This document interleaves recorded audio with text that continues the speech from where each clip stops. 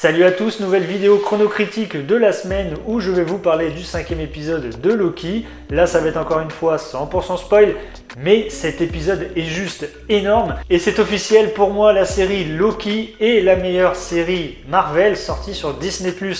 Dans cet épisode vous verrez un Loki bien différent de celui que l'on connaît et il y aura une grosse évolution du personnage. Juste avant de commencer, pour les nouveaux qui découvrent la chaîne, je vous invite à vous abonner et n'oubliez pas de laisser un petit pouce bleu si la vidéo vous a plu. Dans cet épisode, nous retrouvons Loki qui s'est fait brouiller et qui atterrit dans un monde post-apocalyptique appelé le Néant. C'est là où on retrouve tous les objets et les personnes qui se sont fait brouiller par le TVA. Puis Sylvie est à la recherche de Loki et cherche aussi des réponses pour savoir qui tire les ficelles et qui a créé le TVA, après avoir vu que les gardiens du temps n'étaient autres que des androïdes et un mensonge. Sur cette planète, une créature garde le néant, toutes formes de vie qui se font envoyer là-bas par le TVA se font dévorer de suite, car il garde quelque chose de très important, tel un chien de garde. Bizarrement, nous retrouvons beaucoup de Loki très différents et avec des parcours très différents aussi, comme par exemple le Loki enfant, le classique Loki et le Loki alligator, et plein d'autres Loki plus fous les uns que les autres.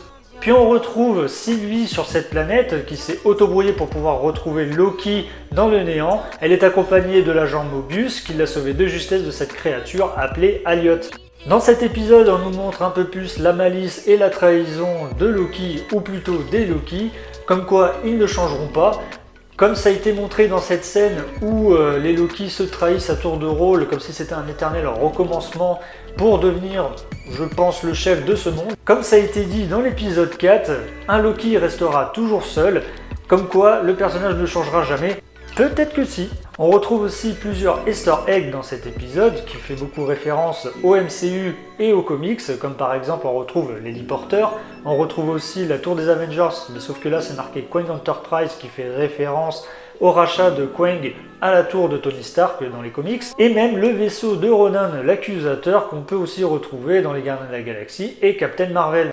Il y a une scène dans l'épisode où on voit un hélicoptère peint en jaune avec le nom Thanos qui fait référence aux comics, où Thanos poursuit Hellcat pour pouvoir récupérer le cube cosmique.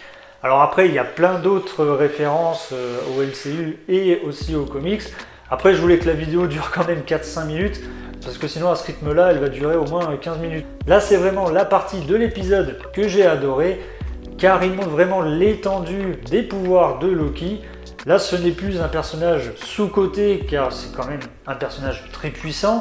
Fini les tours de malice, de passe-passe et même de trahison, car le personnage a su évoluer et changer de mentalité, et il a même de nouveaux pouvoirs comme l'ensorcellement, que Sylvie a utilisé pour soutirer des infos au personnel du TVA. En conclusion, cet épisode est un très bon épisode, voire même le meilleur que j'ai vu en termes d'évolution de personnage, car il passe un cap étant puissant et aussi en apprenant beaucoup de ses erreurs.